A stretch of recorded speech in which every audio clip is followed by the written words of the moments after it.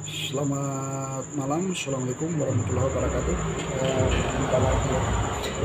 Sebagaimana biasa, di sini kita akan membahas sedikit tentang tanda-tanda sebuah kompresor kulkas yang kekurangan oli atau bahkan habis olinya ya. Jadi tanda-tandanya itu adalah sebagai berikut teman-teman. Itu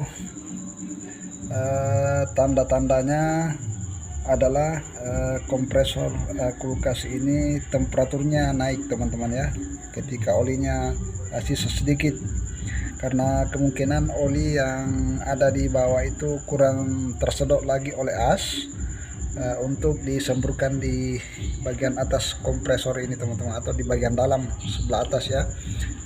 Jadi ini kompresor ketika datang di tempat saya semua normal teman-teman, baik di bagian relay dan overload tidak ada yang putus, tidak ada yang pecah.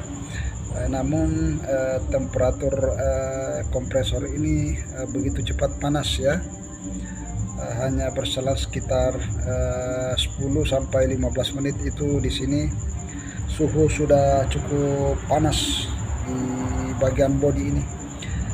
Namun tidak pula kita pungkiri teman-teman bahwa semua kompresor kulkas itu, baik itu satu pintu maupun dua pintu, ketika dia beroperasi semua akan terasa panas di bagian bodi ini teman-teman ya. Namun panas yang kita rasakan ketika kompresor kulkas itu normal, olinya masih cukup, itu panas atau suhunya normal teman-teman ya. Namun ketika olinya itu sudah sangat kurang atau bahkan sudah habis, maka temperatur yang suhu atau temperatur pada bodi kulkas ini atau kompresor kulkas ini teman-teman cukup tinggi ya. Dan nantinya ketika itu dipaksakan, maka tidak menutup kemungkinan kompresor ini akan jebol ya, atau terbakar ataukah macet ya. Dan kita akan lihat pula sisa olinya yang saya kasih keluar tadi pagi.